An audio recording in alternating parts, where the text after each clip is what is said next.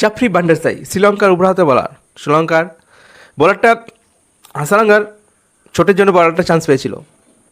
হাসারাঙ্গা থাকলেও শ্রীলঙ্কার টিমে ব্যাট ও বলে দুটোই প্লাস পয়েন্ট থাকে, কিন্তু কালকে তার চোটের জন্য জাফরি বান্ডারসাই চান্স পেয়েছিল। চান্স পেয়ে ভাই কী ভেলকি দেখালো, অসাধারণ ভেলকি দেখালো। এরকম ভেলকি ইন্ডিয়া টিম মানে কবে দেখে এটা ঠিক নেই। কালকে ইন্ডিয়া টিম যেভাবে ধসে পড়েছে, জেফরির বল মুখোমুখি করতে পারছে না, জেফরির বলে মুখোমুখি হতে পারছে না, সব এলপিডব্লিউ হয়ে বাড়ি ফিরছে। কী বল করছে, কী টার্ন পাচ্ছে, কী স্পেল হচ্ছে বুঝতেই পারছে না, বল শুধু উইকেট দিয়ে চলে যাচ্ছে।